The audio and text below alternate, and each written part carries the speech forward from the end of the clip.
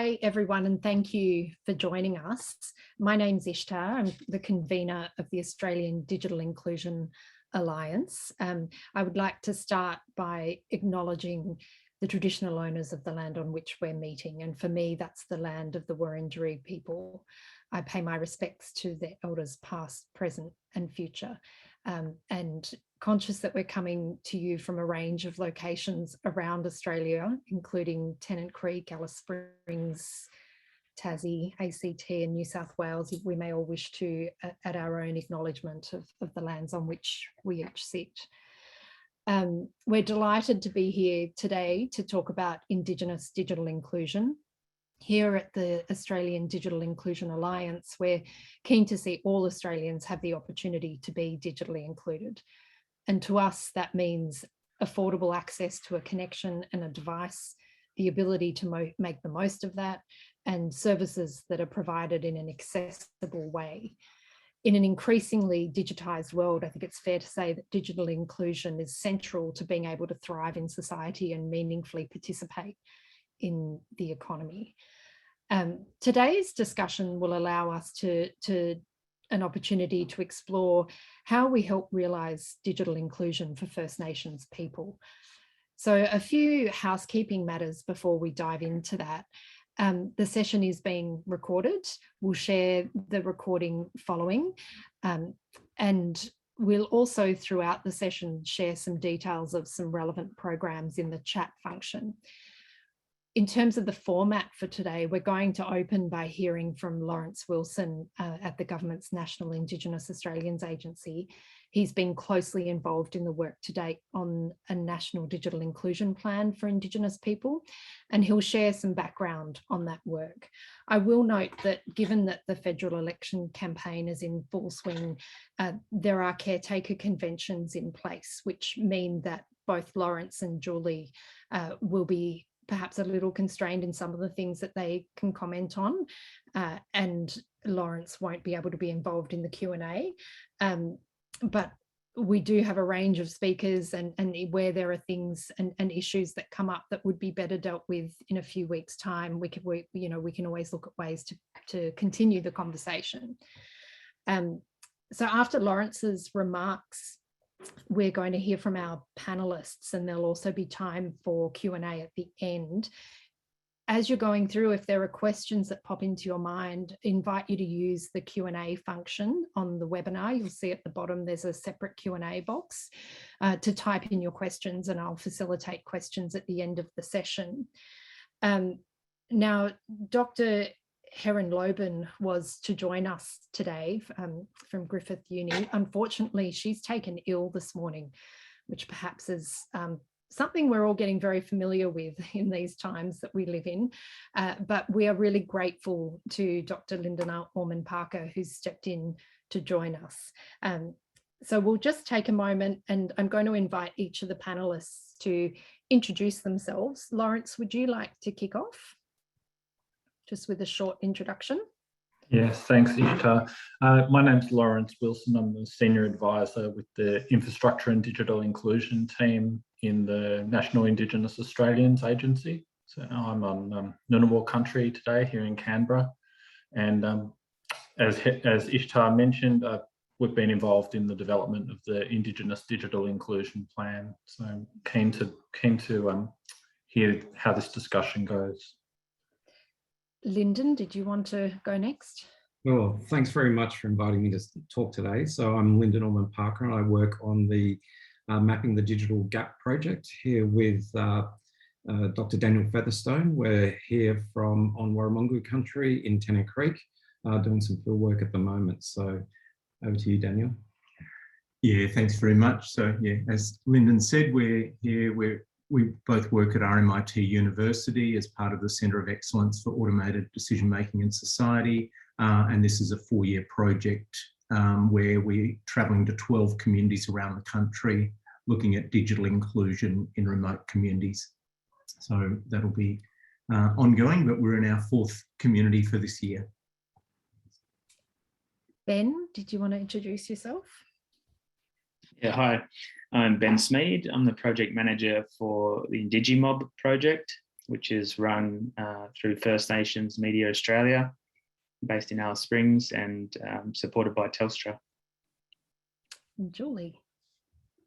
Yeah, hi, I'm Julie Gibson. I'm Program Manager for the Diverse Communities team at the eSafety Commissioner.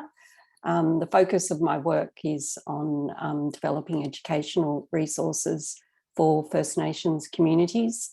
I'm pleased to be here today from the Wurundjeri Woi-wurrung country of the East Kulin Nation. Thank you. And you'll also see on screen Caitlin, who is part of the team who pulls together the work of the ADIA. And thanks to Caitlin for making all of this come together today. So first, let's kick off with hearing from Laurence. Over to you. Thanks, Ishtar. And also thanks to the Australian Digital Inclusion Alliance for inviting the NIAA to participate in this forum. And we're looking forward to hearing about the outcomes. As Ishtar pointed out, government is currently in caretaker mode with the election campaign underway. So I'll be limiting my talk today to factual issues and matters of administration. So I'm unable to provide an update on the status of the development of the Indigenous Digital Inclusion Plan, but we'll be focusing more on talking about what we heard from stakeholders such as yourselves coming out of our consultation process. So firstly, it's acknowledged that there is a gap in digital inclusion for Indigenous Australians compared with non-Indigenous Australians, and this can make it more difficult for Aboriginal and Torres Strait Islander people to benefit from the socio-economic opportunities that digital technology offers. Having said that, there's a rich history and it continues of Aboriginal and Torres Strait Islander people successfully leveraging digital technology in a range of activities to sustain culture and language, increase education and learning, foster leadership, maintain social connections and progress economic opportunities. So people are using the technology already. We just like to make it available and accessible to everyone.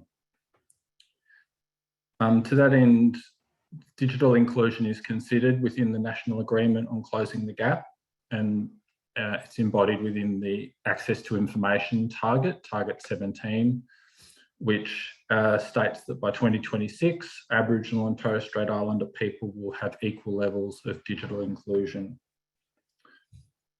So the NIAA has been working with a range of stakeholders on developing the Indigenous Digital Inclusion Plan, and the commitment to develop that plan came out of the government response to the 2018 Regional Telecommunications Review. So since September last year, we've been engaged in a consultation process. We released a discussion paper, public discussion paper, to which we received 37 written submissions. We had a series of 6 virtual roundtable workshops, which many of you will have participated in, and we held a series of targeted one-on-one meetings with key stakeholders upon request. We also, a stakeholder working group was established, which included representatives from 11 organisations, including Indigenous peak bodies, Indigenous organisations and businesses, industry, non-government organisations and academics. So I'll just provide an overview of the findings of our consultation process, and these are organised under the 3 broad themes of access, affordability and digital ability, which many of you will be familiar with.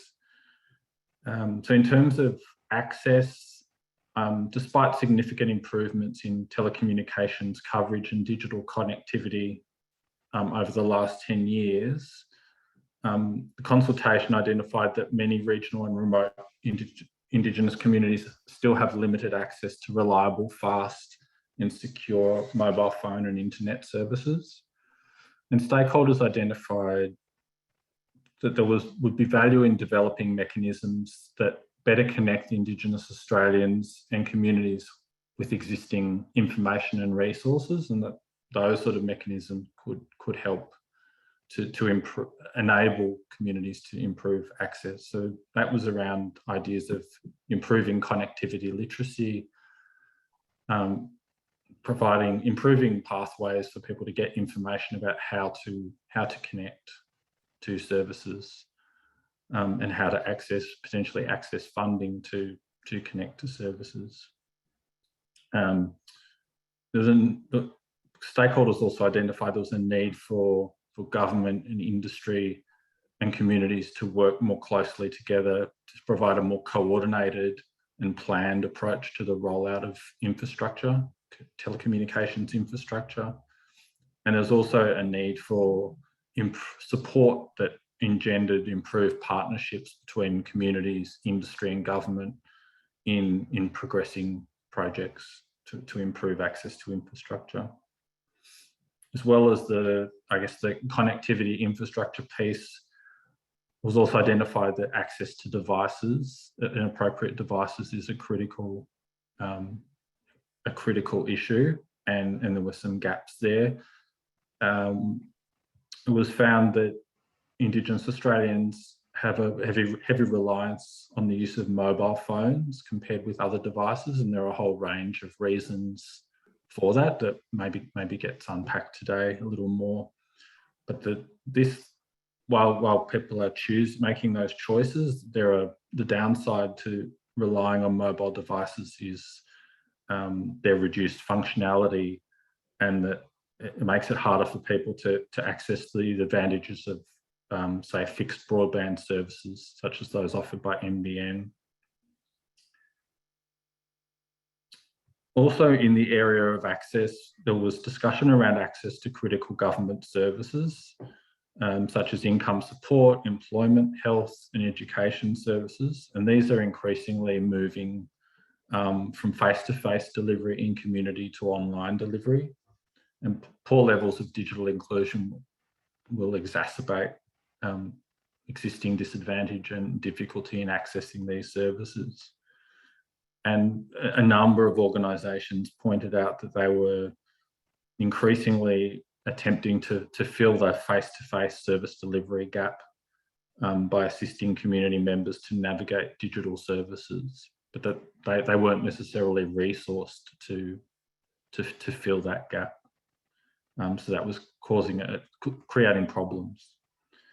It was acknowledged that in the design of services, they should be fit for purpose and should actually consider the key barriers experienced by people, particularly in regional and remote areas, in the design, and not sort of making an assumption that everyone has access to 5G or 4G.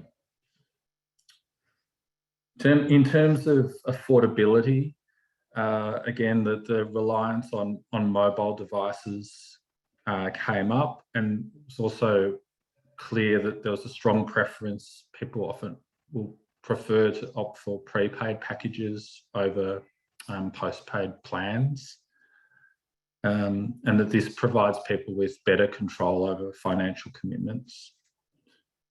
It was noted that there was a lack of prepaid home internet data packages, and housing mobility and other challenges. There were housing mobility and other challenges associated with getting home internet connections, which meant that many Indigenous Australians are not signing up to home internet packages. Consultations flagged a range of options to improve access to more affordable services, including affordable public Wi-Fi and the introduction of unmetered data for particular services.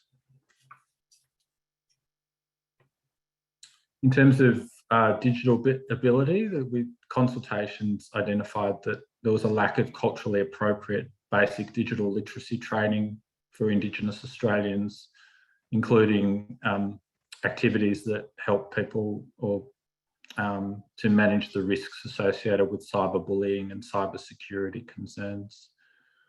And stakeholders also acknowledged there was a need to provide further support for Indigenous Australians to go into, to enter into career pathways in the fields of telecommunications and digital technology. In terms of data for measuring digital inclusion, that for Indigenous Australians, that's a key element, particularly under the Closing the Gap agreement. We need to be able to measure that gap. And it was confirmed that there was a lack of quality data available to measure digital inclusion for Indigenous Australians across those three elements. And there was also a discussion about in terms of developing appropriate data sources, we also need to consider, or there also needs to be consideration of Indigenous data sovereignty. And finally, sort of outside the themes, but I guess sitting over the themes, there were discussions across particularly the virtual roundtables around the option of establishing a national Indigenous peak body that is exclusively focused on improving digital inclusion for Aboriginal and Torres Strait Islander people. So that was another theme that was pretty strong within the consultations, and there were, I guess, a diversity of perspectives and views on that issue. That was a summary of our findings from the consultation process. So thank you for the opportunity. Thank you. Appreciate it. I think that sets the scene nicely to hear from each of our panelists. And we thought it would be helpful in the first instance just to hear a bit more from each of the panelists about their work, what their organisation does to support Indigenous digital inclusion and how this is being achieved. And I should say too, we've also now been joined by Steve Tranter from IndigiMOB. So welcome and thank you for joining us. If I'm not putting you on the spot, I wonder, would you like to briefly introduce yourself and perhaps speak first as to what IndigiMOB's doing in this space? Sure, thank you and welcome. Sorry I was a bit delayed. I had a few little hiccups and I'm also a bit fluish too. So yeah, I'll be drinking a lot of water. Yeah, so my name's Stephen Tranter. I've worked with IndigiMOB as a digital mentor with Ben. Been there for about, I don't know, 3 and a bit years, yeah. And my sector is more of creating resources for the community, making awareness of phones, scams, and sometimes I'll do digital like the little animation drawings, and they can visit that on our website and bits and pieces like that.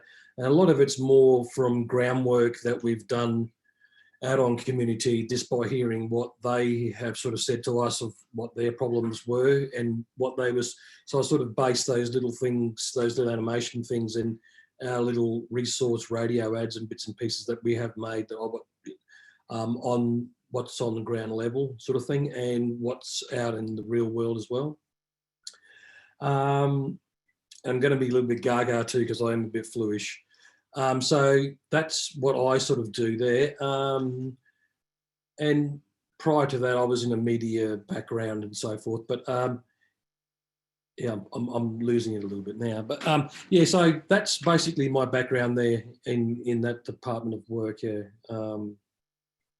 And a lot of it, yeah, it's basically me. Sorry, yeah. No, not a fluid. Ben, did you want to elaborate a bit more on some of the work that IndigiMOB and First Nations media is doing in this space?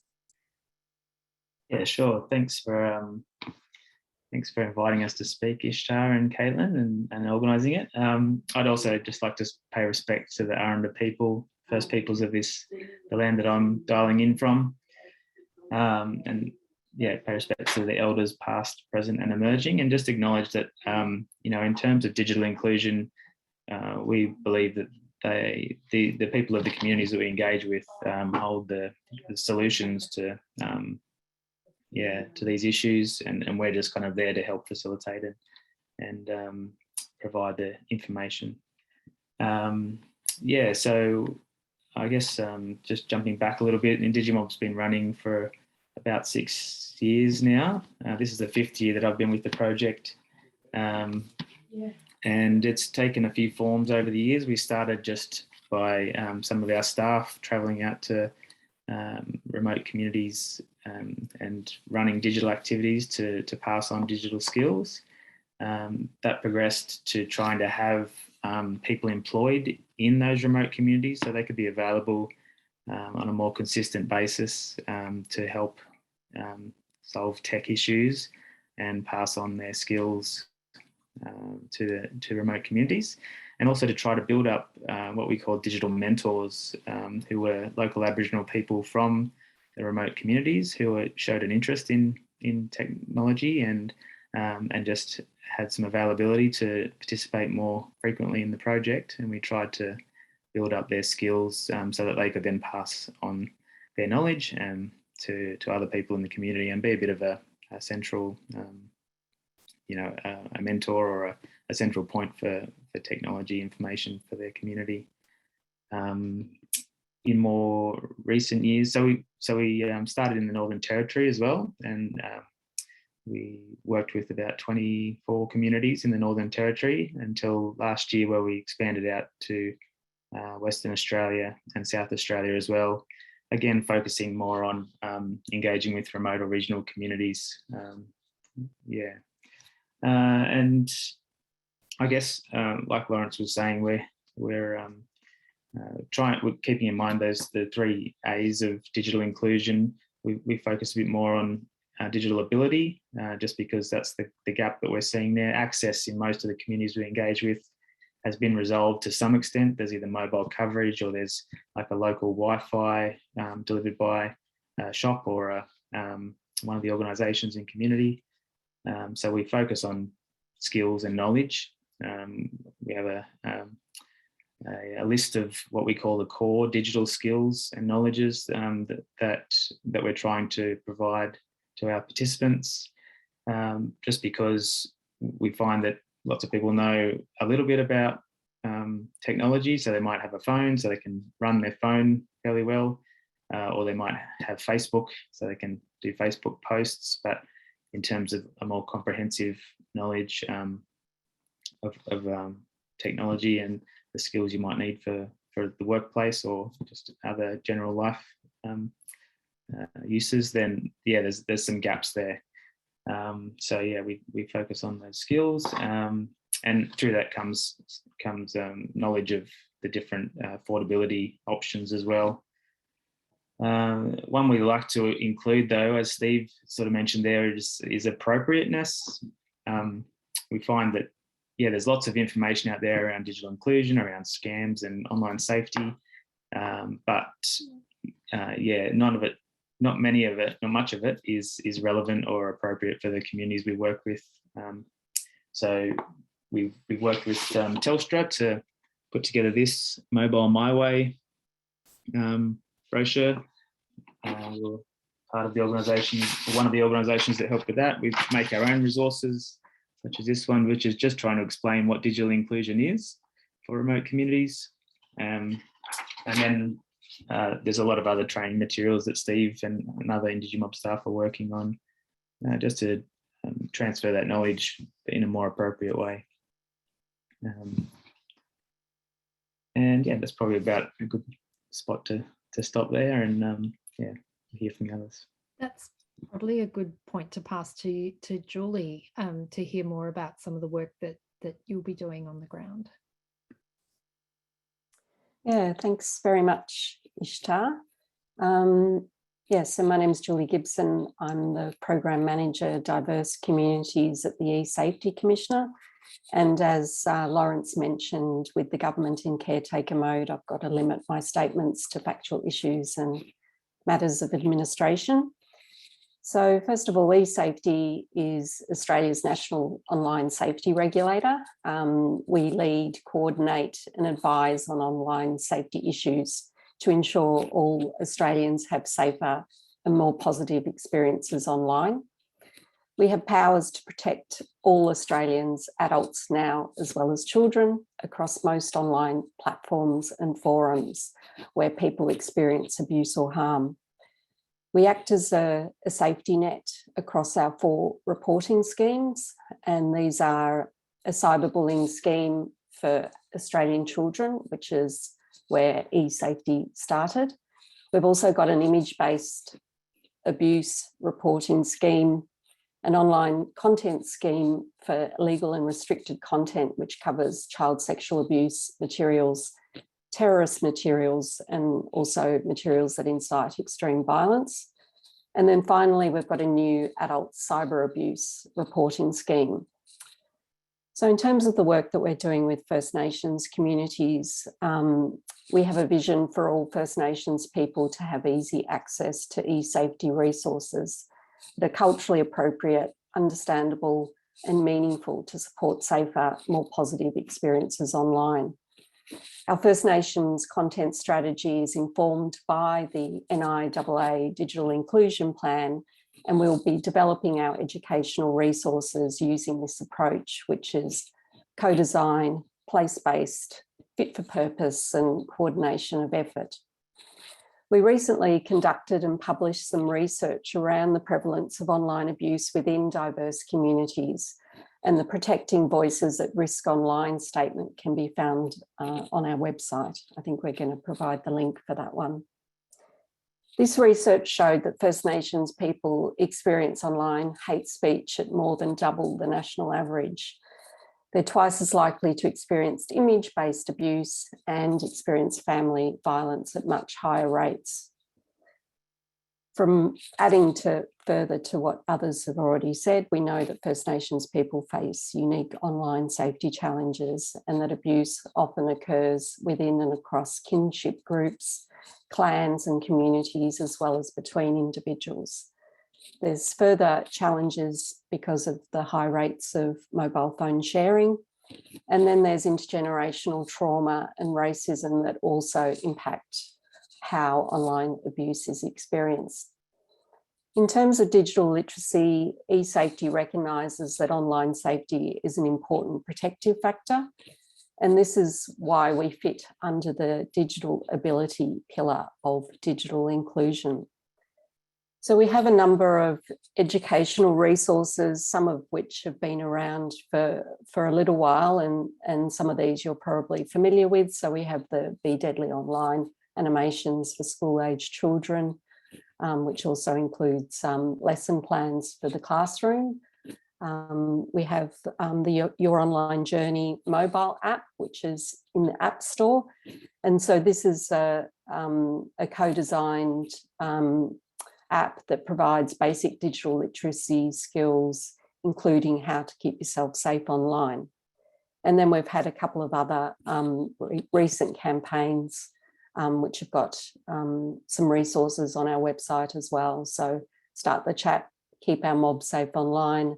And there's also dedicated First Nations resources for the new online safety laws, which commenced in January this year. But I think that's probably enough from me for now, and I'll talk a little bit later on about some of the new resources we're going to be developing. Thank you. Thank you, Julie. Lyndon and Daniel, did you want to speak to the work that you're up in Tennant Creek doing and more broadly? Sure, thanks. So we're currently, and I must acknowledge Telstra is also a funder of our project. So we're working on the, it's called, as Daniel's wearing the shirt, Mapping the Digital Gap project, and it's a 4-year project that started last year. And of course, we're looking at 10 to 12 remote communities right across the country and undertaking surveys with those Indigenous communities. And the surveys we're undertaking are part of the Australian Digital Inclusion Index, the national survey. And so our research will complement that national survey, but we're also undertaking interviews as well. And so we've been to 4 communities starting with Wilcannia, Errab Island, Wudjal, and now here in Tennant Creek. And so the research was delayed somewhat due to COVID, but hopefully we will cover off on all of the other 8 communities by the end of this year. And it's been quite an eye-opener in all of the issues you're talking about, including the AAA, as we like to call it, the affordability, ability and access are all issues which have come up during the conduct of our research and surveys. And so once we get the surveys back, we'll be doing a bit of an analysis towards probably the middle of the second half of this year, towards the end potentially, but hopefully get something up before the next survey results come out. One of the things I just wanted to pick up on a couple of points was the move onto government online services, which has been a huge thing for communities and people that we've spoken to. But we've also been quite surprised at how quickly some of the young people in these communities have taken to doing a lot of things on their smartphones as well, but also some of the lag for the older generation that are just really used to the old Nokia 3310 type style phones and moving into a more smartphones. So I'll just let Daniel say a few things, but I thought support really for government online services is really at a critical point, given that there was, and I'm not in the government at the moment, so I can talk, given that there was talk about, the closure of some Centrelink offices, and also some of the community organisations that we've been working with do play a role in assisting, giving people access to the computer to access my government services. And then that there is a role to really support those community-based organisations in assisting people with the transition to online with these government services.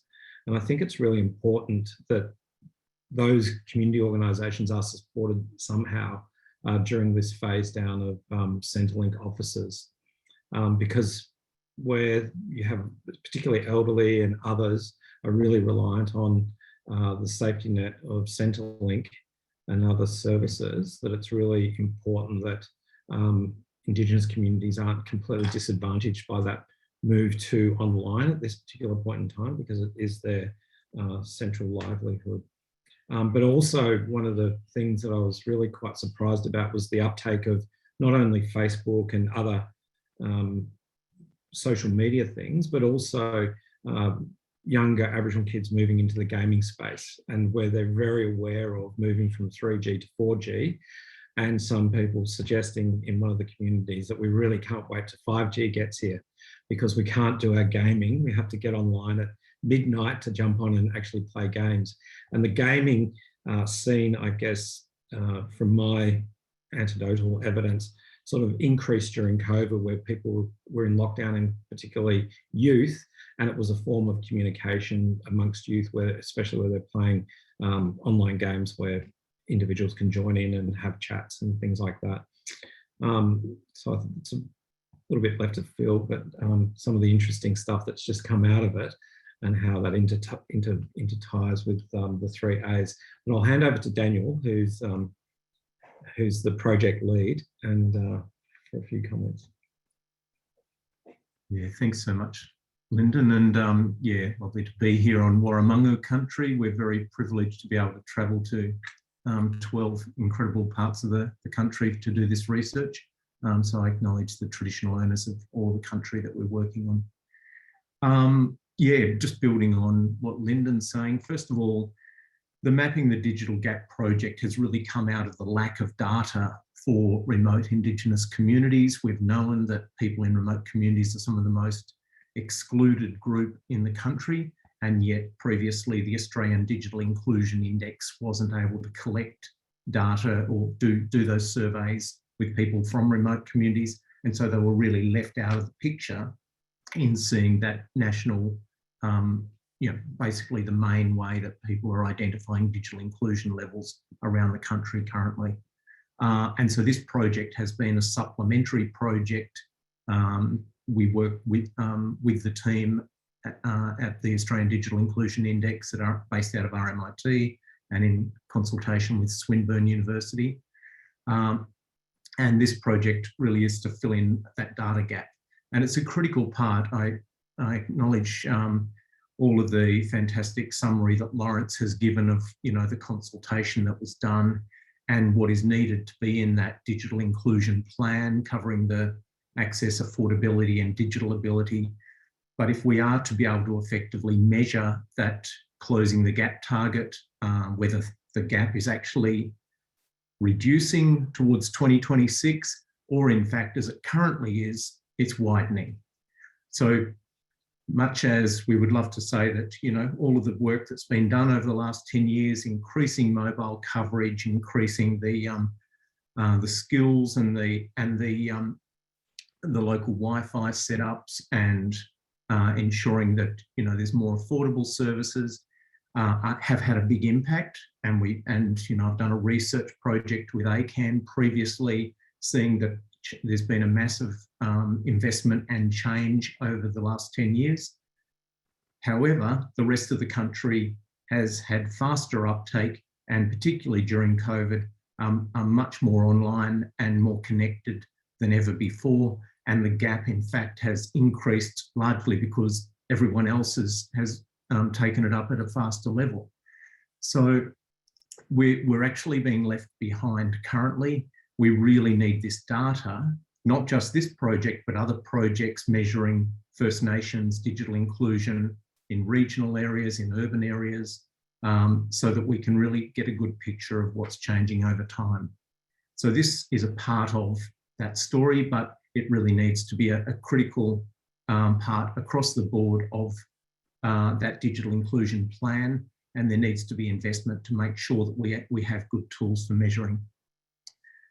In my former role, where I worked with Ben and Steve at First Nations Media Australia, we had played a role in setting up Broadband for the Bush Alliance and advocating, setting up an annual Indigenous Focus Day to talk up the needs of people in remote communities particularly, but First Nations communities generally. And we, coming out of that annual discussion, was that big push for a closing the gap target. And First Nations Media Australia played a fairly strong role as part of the coalition of peaks in advocating to get that target. So we're really pleased that it's there. It's given a very tangible focus point, and that digital inclusion plan is going to be a critical part of ensuring that there is a pathway towards reaching that. So our project is ensuring that we can get really grounded data from all parts of the country. We know that the story is very different in desert communities to top-end communities to Torres Strait to the Kimberleys. It's a very different picture everywhere. But what we wanted to do is, get that picture and also support local communities to look to build their own capacity in the process. It's not just collecting information. We're partnering with local organisations as research partners, using local people as co-researchers to work alongside us. And we are providing a report back to each community with the results of the surveys and interviews we're doing with all of the stakeholders in the community, and then supporting them to look at what they can do in terms of developing their own local digital inclusion plan. So as Ben pointed out, the community know the solutions. What they need is the resources and support to be able to implement those solutions. So these local digital inclusion plans are about working out, like knowing what the obstacles are, working out what local strategies can be put in place, whether that's setting up a local Wi-Fi network or community access facilities, or training programs, cyber safety resources, whatever those local things are that are needed. And then they can start working through addressing those challenges at a local level. But this is where the resources are needed from state and federal and other areas to be able to support community initiated and place-based solutions. So I'll leave it there, but we'll come back and talk more about our outcomes. Thank you. Yeah, I think what's coming through really strongly is that there is a broad acknowledgement that there is a lack of data, that the data that we have is showing, if anything, an increasing issue to be addressed, that there is a complexity in the variation and elements of the needs right across affordability, accessibility, ability, and also the nuance of that once you drill into it. Is it that people need support to better navigate services online, or safety issues, or we're seeing that full spectrum of how do we bring people online, and once they're there, how do they engage with it constructively? And moving on from that, we've heard a bit about gaming, and some of the chat has delved into what about digital career opportunities, what appetite for that is there in communities, and how do we nuance all of this across both urban and regional Indigenous communities. So with that to kind of set the scene, it's perhaps a good time to hear from our panelists around where they see the opportunities for what can be done. And I might pass first to the First Nations media crew on this. Steve and Ben, did you want to comment on where you see the opportunities and to address gaps, and who you think might be best placed to do those things? I don't know which one to go first, me or Ben, or like Ben. I can probably just tap on, just say some small things, just relating to some communities where they don't have the facilities like Daniel was saying, and like we all saying, they don't have the facilities. Like one of the local communities just out of Alice Springs that I recently visited, some weren't too impressed in, because the service there was very poor. The computers were very old, so the lack of funding made them not have any interest in the actual computers and doing that, and then learning that digital skill that they need to learn. So when I did that workshop, it was a very basic workshop, but it was just trying to get information on what was missing out there. And even the men's work shed, they don't have a computer, but they would like to have one. And they don't have the internet service there, but we sort of said you can maybe use a dongle. That might help, but they just wanted a computer there, just a simple one, just to go online so they can build things and learn the measurements of things that they want to build, or get plans for things they want to build. So it's just the basic skills that they might want to build something in the men's work shed, but don't have that facility of the computer systems, or the internet. And that's only 100 Ks out of town, and that's how bad that is. I mean, like it's only 100 Ks, and they don't have that facility. And the community, the young fella, that's doing the kids, or sorry, the young people rec officer, young Josh, his computers in there are so outdated, but they just don't have the funding to get these young guys and kids interested in that. So they go back outside and play football. And in that workshop, I sort of said, as you get older, or as you get a job and you get kids and you have a career, you're going to have to learn these skills, because this is where it's heading. If you want to go and get a car loan, or if you want to know what your banking is, your internet banking or whatever, you're going to have to learn these simple basic skills. And it's not like they have to, it's just basic skills, living skills that where we're heading to, because nowadays everything is more online now, and that's where it's heading. And so that's, I won't waffle on too much, but I'll give Ben but that's what it's the ground. And there's a lot of communities that are in the same boat. A lot of it they just don't have the facilities. I just come back from Cairns, and I drove back, so I took a couple of days to drive back. I noticed in Queensland, you can get a lot of reception in a lot of places where you think it wasn't even possible, and there's no one out there, and you can still use your phone out there. But when I hit the Territory, once you go past the roadhouse, that's it. There's nothing. Yeah. Anyway, but yeah, I think a bit more towers, I suppose, and a bit more funding would help these communities in that sense, and get them interested in that, in the new technology that's we're heading into. Yeah. Okay, I'll stop there. I'll give Ben, hand over to Ben. Thanks.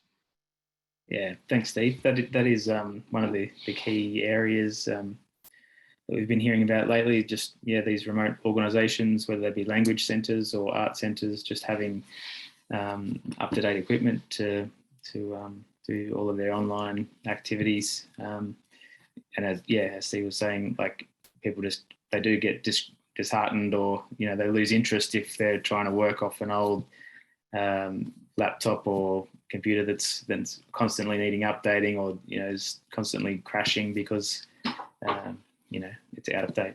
I think also funding for remote staff is another opportunity that's out there. As I said or alluded to before, we used to have staff in remote communities that were there, and they were available 5 days a week, 24/7. Well, maybe not 24/7, but work hours, and sometimes outside of that, to provide tech help. It's an expensive way of doing it, because you need an employed staff member out in each of those bigger remote communities, but it is really effective. So that's an opportunity there. If there are any big corporates that want to sort of support a community or that sort of thing, there's a great opportunity there. And I guess as Julie's been working on as well, the resources, there's an opportunity for better resources to be made available, and for, I guess, the organisations, the corporates or the government who are pushing these services to go online, to really consider a bit more some of those resources and how people in remote Aboriginal communities are going to be able to skill up and understand, the new knowledge that's required to be able to access the services online there. That's a good start. Hand over to Daniel and Lyndon. Thanks, Ben. One of the other things I was thinking of in relationship to this was a lot of people have mentioned the need for a digital champion in the community, or someone they can at least go to seek support, whether it's updating an app on their phone, where there's not enough bandwidth, they don't have enough credit to do it, so they really need to access free Wi-Fi to do some of those services. And a lot of them said, like, we go around to a friend or a relative's house that may be able to assist them, but the idea of a digital champion to access a lot of services as well, because people are also concerned about, it's great to have a MyGov app, but if you're aren't confident in using it or updating the app or updating the security on your phone, you then are basically handing over all your data and security to other people to really support and assist you, which leaves people open to, elder abuse and fraud and all sorts of things. So they were some of the concerns that came out. So the community came back offering their own solutions to some of these problems around having a digital champion in the community that they can go to access these things. And of course, having 45 passwords, of 12 characters and 75 numbers and letters, etc., was also an issue as well with them, and knowing whether to trust something like a password app for all of your passwords. So little things like that are what people were also really concerned about. Well, little things, I guess it's their livelihood when you have to access some of these services. I guess just building on that, like there's so many things that these government services assume in the way that they're designed and set up. So for instance, a lot of our apps now require two-step validation, and so you need an email address and a mobile number. in a lot of the communities we're working in, they don't have either. They might use Facebook when they can get onto Wi-Fi occasionally, but the assumption of people having these basic identifiers now, people don't necessarily have a street address because the streets aren't named in a lot of communities. Some of the older people don't have a dedicated date of birth. So there's a whole lot of those things that just are assumed. There's also an assumption that people have an individual device, that that person has that device and that that phone number will continue to be the same. People use prepaid devices that they often share among the family. There'll be several people using the same device. You can't store your passwords on that device and have them auto-saved because anybody else using that phone can then access your services. And also those phone numbers are likely to change sometimes up to 6 or more times a year. People replace their phones quite regularly. They usually get a new SIM and a new number. And so a lot of these assumptions about people, the way to connect and identify people just don't work in remote communities. So, there's a lot of work that has to be done on the design of systems to support people in communities. And of course, that comes down to having local people on the ground who play that role as the sort of mentor or champion, as Lyndon's describing, to help people navigate this whole new world of digital transformation.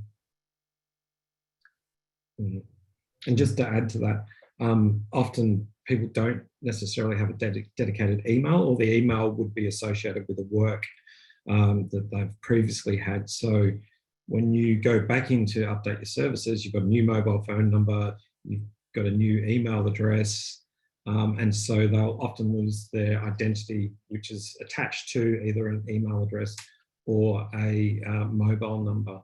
And then it takes a long time to unravel that. So I had one case where a guy couldn't access his internet banking because his internet banking is associated with a mobile. So just little things like that. And then you have to wait till you travel 200 or 300 kilometres into town to go into a branch to sort it out, because they won't sort it out over the phone because there's not enough information for them to verify your identity. So just the basics like that are quite crucial. So therefore, I'm a bit of an advocate for digital champions.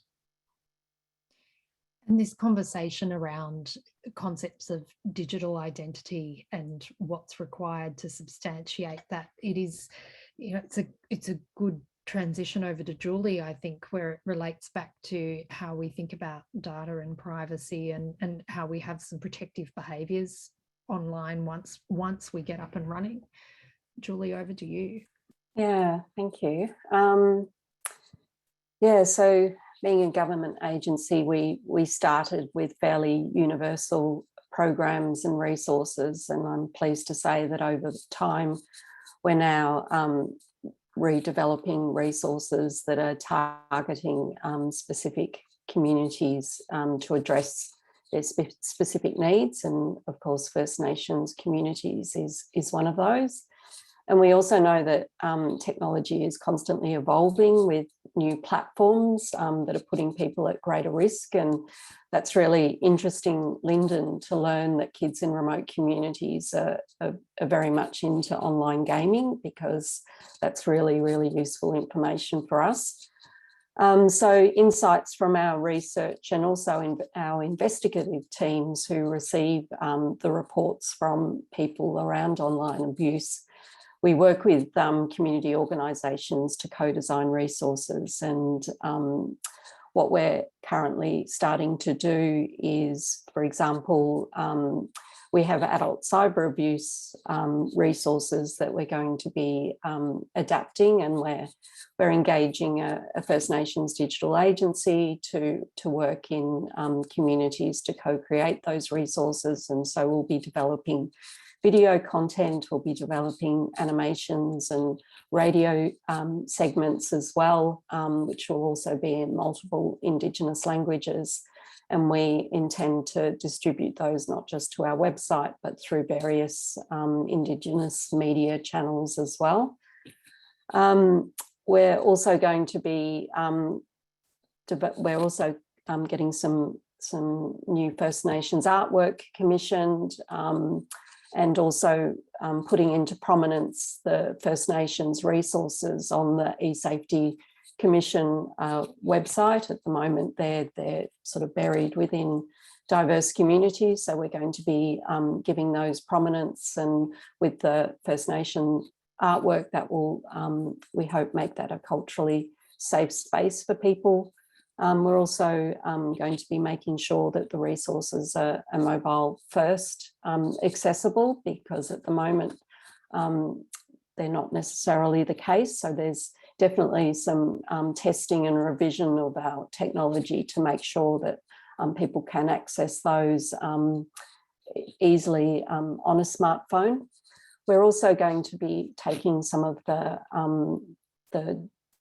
video content and the online safety content out of your online journey app, and make it more accessible by putting it onto our website as well. So we've seen that the usage stats for that has been not fantastic, and we know that putting apps in app stores does often provide a barrier for people, for all the different reasons that you guys have explained around, you know, email addresses and two-factor authentication and so on. So yeah, we're going to be putting those onto our webpage. And then finally, we're also developing or co-designing a parent and carers guide, so that parents and carers are up to date with the types of activities that their children and grandchildren are doing online. So just getting parents and carers more informed. But finally, I'd also like to mention that we've got many programs, but I wanted to highlight that we've got a grants program as well, and this is available to not-for-profits and supports the delivery of online safety education to children, young people in their communities, or training to those who work with them. And so this enables that beautiful place-based content to be developed, which Lyndon and Ben and Stephen have been talking about. So there are a number of First Nations organisations that have been successful with these grants, including some who are with us on the panel today. And there are also other grant recipients who have included First Nations communities as part of their resource development. And so we're going to be featuring those wonderful place-based resources on our website as well, but also certainly promoting them. And round 3 is now open, so that's due to close on May the 16th. So we'll provide the link to that, that final round of grant funding as well. So thank you. Thanks, Julie. The discussion today, at times we've talked about the parallels and perhaps differences between digital inclusion for First Nations communities in the regions and those in urban areas. And I wonder if that's something we might pick up on and explore a bit more now. Would any of you like to step in first to talk about what you've observed and see as some of the challenges and how we respond to these issues in an urban setting as opposed to a regional setting?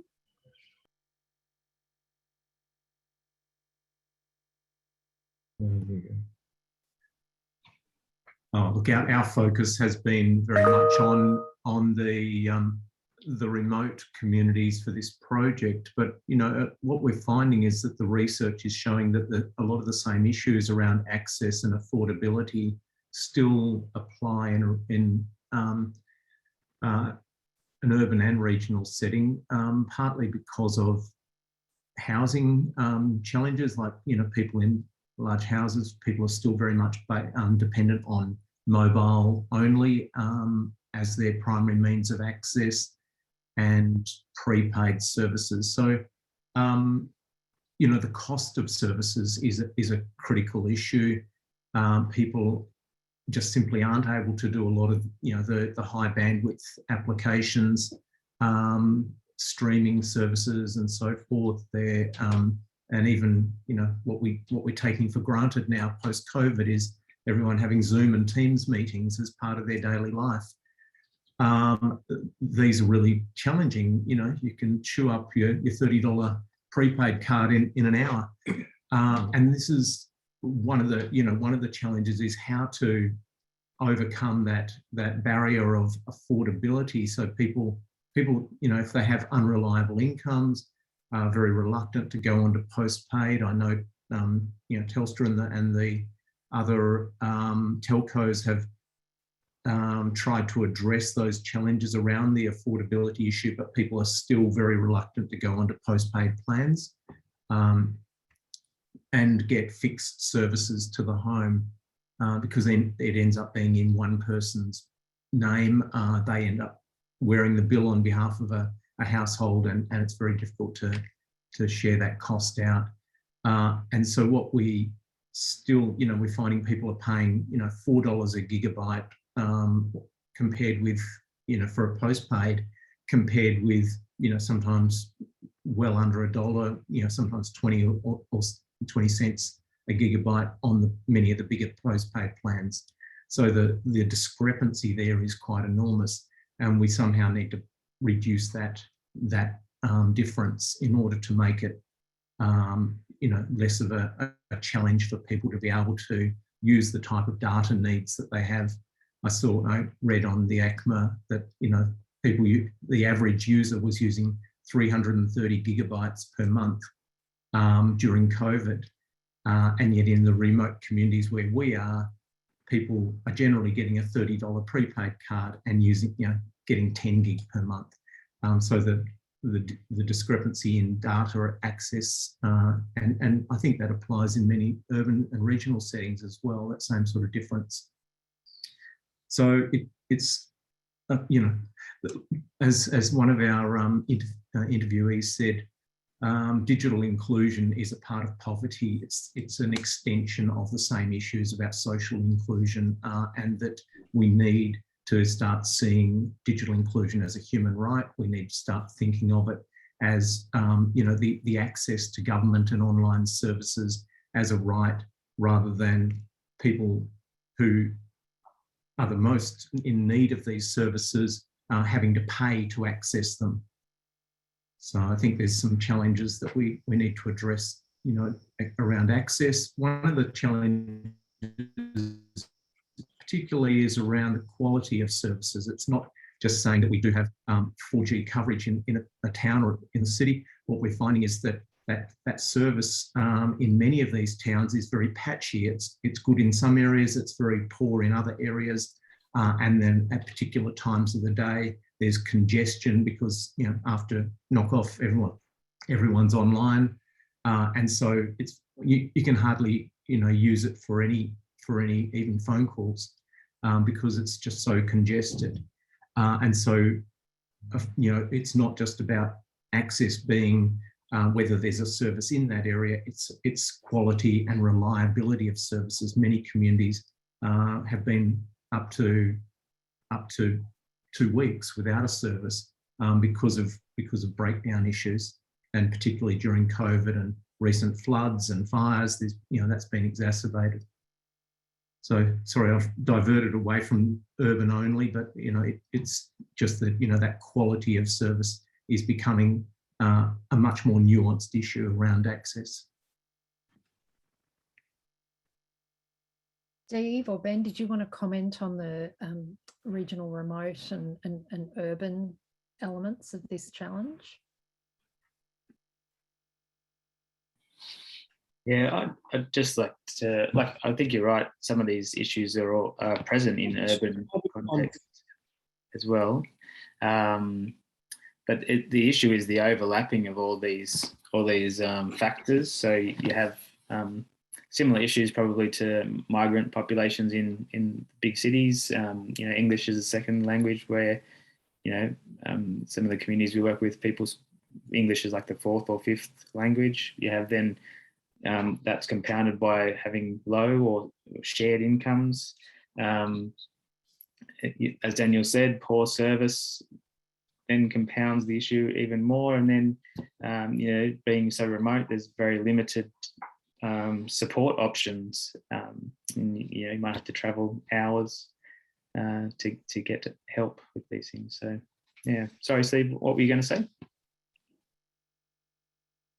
Yeah, I've just like with the communities as well, like a lot of their phone plans, when they go into Telstra or something, or there's a company that comes out, and it has happened, where they go out to the communities and they sell the phones and these plans, and sometimes these plans can be like $2,000, and that also brings a lot of distress to the family as well, because it's an ongoing thing and it's getting taken from their basic card, the payments, and like they were saying, the gaming, then the kids get hold of the phones and they're playing all these games, and these games are just soaking up all of, so, and then none of this, or mum or none of this lets them play with the phone because the kids are okay, they're quiet. And these the plan that these guys have been sort of coaxed into to sign and get taken out of their basic cards, then it adds more poverty to this, and then it's an ongoing thing. So I think there's a bit more educational of the type of phone that they need, the type of plan that they need, and so forth, because some of these phones are very high tech, and let's face it, just an iPhone would be handy enough out in the bush or something like that, you know, more. So that's that one. And maybe when they go and buy a prepaid plan, like a $30 one, and that way they don't feel like they've connected in. Here in Alice, they've got a power meter card where they put into the power meter box, and when that runs out, they can hit a little emergency button, and they've got $5 left if they need to do an emergency call or something. Maybe Telstra can come up with something like that if they've run out and, I don't know, dial in or do something. Maybe that could be something. It could be a little emergency thing to get them out of trouble or something. There might be a couple of dollars or whatever. I don't know. But there are things that we could probably look at, because it is a really big problem. So it's not going to be fixed in a short time. But if we can get all the data together to try and make something out of it, that'd be good. Anyway, yeah, sorry, yep. No, affordability is clearly one of the critical issues in the mix here, and it is of both devices and of the connection itself. And as Laurence mentioned earlier, I think one of the ideas that's been circulating is this idea of public Wi-Fi and access to community Wi-Fi hotspots. Would be interesting to get reactions to that and observations on what any strengths and weaknesses of that type of approach might be. Would anyone in particular like to respond first? Daniel, and you're off mute. Yeah, sure. Yeah, community Wi-Fi hotspots was also something that was raised, and some communities have taken on that challenge. So they'll have potentially a community Wi-Fi hotspot at the store, for instance, and then they'll switch it off at a particular point in time, because they realise that having it on 24/7, the kids were hanging around the store midnight, 2 o'clock in the morning, downloading stuff and gaming or whatever. So they then realise, well, we'll have it at the store. It goes on from 4 o'clock after school, and then to something like 7 or 8 o'clock at night, so that the kids can have access to free Wi-Fi. So this comes back to the local digital inclusion plans that communities can develop themselves and set the rules and boundaries around that. So that, for example, might work in one community, but it might be not something that another community would want to do, and they might want 24/7 Wi-Fi for, you know, free phone call access through Wi-Fi. Yeah. Yeah, and so where we are here in Tennant Creek, they're developing a model to address that issue. You know, they found that the kids were coming into town and hanging out outside the petrol station and the bank and other places where there was free Wi-Fi, and they're wanting them to be able to stay in the various town camps on the outskirts of Tennant Creek. So they're setting up a network of a Wi-Fi network to connect up each of the 6 town camps around the community. and be able to have a local community centre where people can access computers and have that as a local hub, and where the kids can hang around there at night without having to come into the centre of town.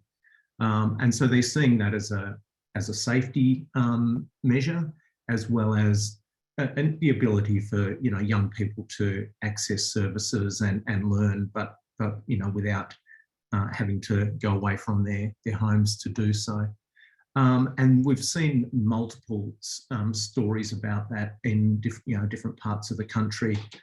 So there's, where I used to work out in the Ngundera lands, we've had Wi-Fi, free Wi-Fi in the communities, and that built a level of digital literacy well before the mobile networks were rolled out. But it also meant there was the ability to have content filtering, which the mobile services don't have. And you could actually control the types of content. And as Lyndon described, having local community governance over when the services are on or off, and how much download people can have per day, whether it's on a voucher system, so people pay, or whether they get free use. They might get a certain amount free and then can pay for extra usage beyond that, so it becomes more sustainable. So Wi-Fi actually is a really good solution. However, it also has the downside that it's a fairly high frequency. It doesn't break through, other obstructions in the way. So if you're inside a metal building, for instance, you won't necessarily get coverage. You probably need a local repeater to be able to get an improved service inside the house. Or if there's lots of trees or hills in the way or other buildings, it needs to be effectively line of sight to get that coverage. So it means people effectively have to be outside of their houses in many instances to be able to get that access, and that in itself can mean it's a safety issue. So it's a supplementary service in some places rather than a primary service, but it means that you can have affordable access to internet if there is no other means. Would anyone else like to comment on that? We've seen come through in the chat some comments that libraries are some of the ones providing some community hotspots, an acknowledgement there too that there can be some online safety issues that might be related to it. And also a query around whether satellite services are being considered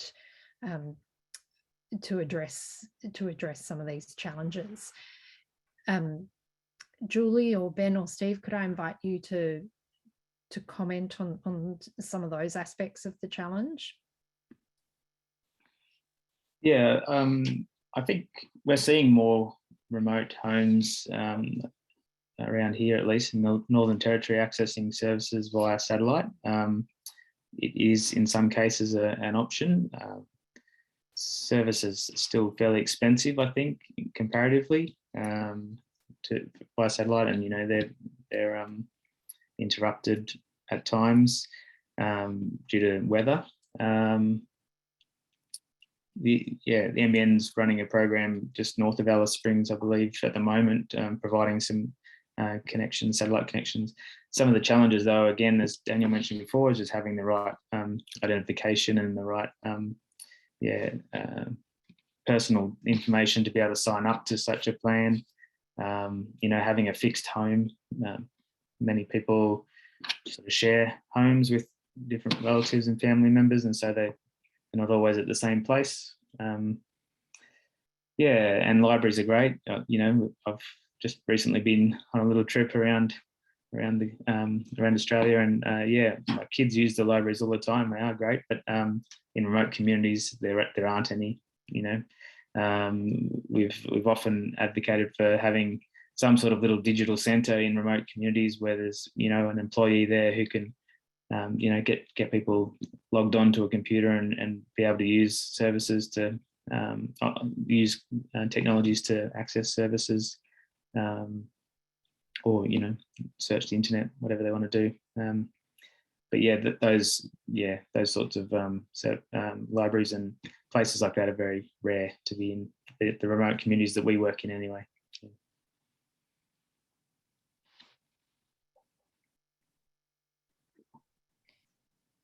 Okay. Another comment that's been made is around how even once you feel proficient interacting with technology, and this is looking at the capability side of things, even once you feel proficient interacting with the technology as it stands now, as we know, the technology is constantly evolving and moving, and that part of this challenge is also having that lifelong learning attitude and approach, I guess. It would be great to hear from those working in communities how this is being experienced on the ground. You know, from what's been said so far, it's really clear that there's a large array of ability levels. And then you've got this added complexity of a shifting baseline of what you actually need to be able to interact with it. So it would be great to hear of any experiences of how this is playing out on the ground. Is there anyone who'd like to pick that up first? Lyndon, I think. Okay. Well, as we've talked about earlier, it seems to be the kids who are the rapid adopters, and you know, the schools are providing a space for learning of some digital skills, and as the chairperson of Jalalakari said yesterday, oh, I learned from my grandchild. You know, they're the ones who teach me how to use things, so that the kids become the mentors. You know, services are constantly changing. We need the local agencies to have that support for people to be able to access the services and navigate those online forms and portals and so forth. A lot of them aren't well designed, as we heard about you know, they're not designed for mobile use, and so it's very difficult that, you know, they don't configure correctly on a mobile device or on the various mobile devices. And that's a real challenge for access where there aren't computers available for people to use. But that online, you know, that learning is probably one of the biggest gaps. I know in the 2000s, there was quite a lot of resourcing available for IT training programs. When I was working out at Yandara Media, we delivered quite a few of those, and it was really successful. We were able to get local people engaged doing that peer training and providing sort of an online ongoing learning. And those programs simply haven't been around. The federal funded programs haven't been around since, you know, the early 2010s.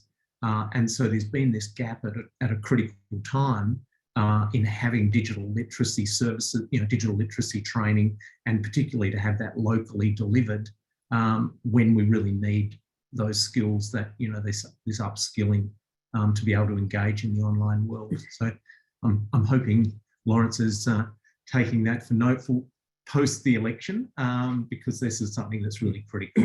We need much more, like IndigiMOB's doing a fantastic job. We need lots more IndigiMOBs and other programs around the country to ensure that that gap isn't just getting wider and wider. And again, reiterate the use of digital champions. And when I talk about digital champions, and it could be, if you do have it could be a hub in a Centrelink office, it could be a hub in a clinic, but someone actually being able to be paid to provide that service, because it does happen now, but it always falls on the local Indigenous community organisation, which will do that as an add-on or as a free service to the local community. And it always falls back to, you know, one or two individuals on reception that will then sit down with people to log online, access government services, access Medicare, and do all of those fundamental things that people need.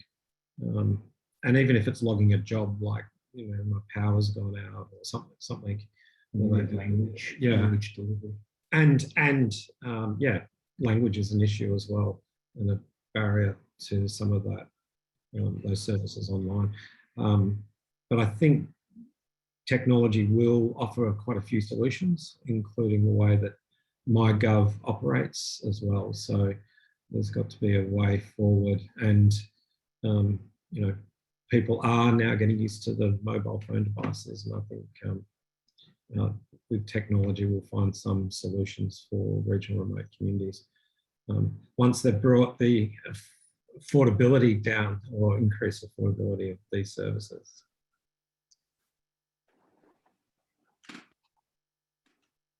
Any other comments on that one? One of the other themes that that's come through in the chat and the queries is around resources for older Australians. And in fact, there's a comment there. Sorry, Steve, go ahead. I think we've got a lag. Go ahead.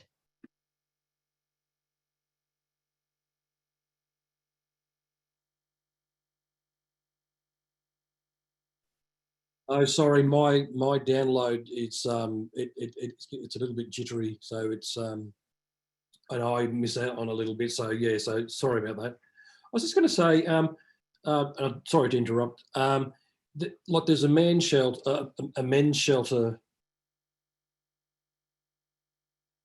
Oh dear. Okay, very jittery indeed. This is digital inclusion in action. This is what we need to address. We've got you back. Can you hear us, Steve?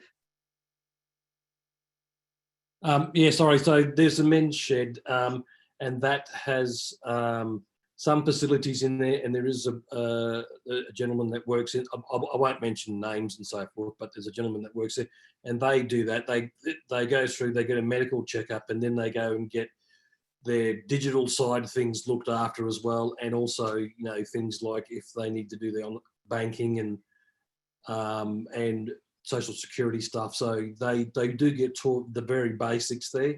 I have gone there and done one workshop, but it was a very small one at the time. But things like that could be good hubs too as well. Like if they go for other reasons, they can go in there like an all-in-one sort of place to go. Anyway, but yeah, I might have got sidetracked there a bit. And I'm dropping out again. It's coming through as a really clear message that this idea of hubs and digital champions and mentors in communities is something that there's a great appetite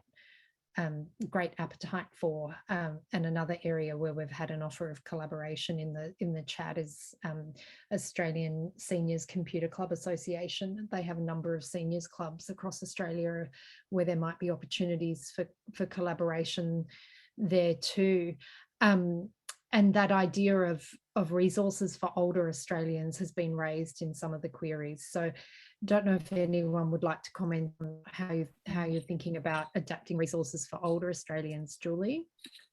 Yeah, I'll speak a little bit to this one. So the eSafety Commission is involved in the development of the Be Connected resources, which is the network for older Australians, and also on our list of things to do is to review those with First Nations and the potential to adapt some of those resources more specifically for First Nations communities. So that is definitely something that's on our radar.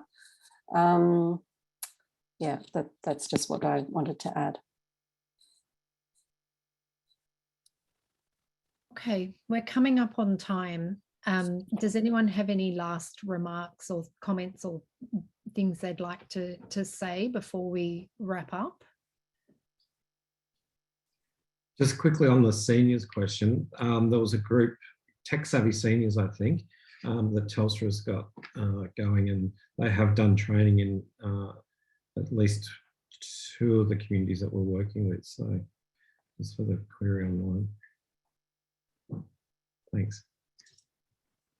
Terrific.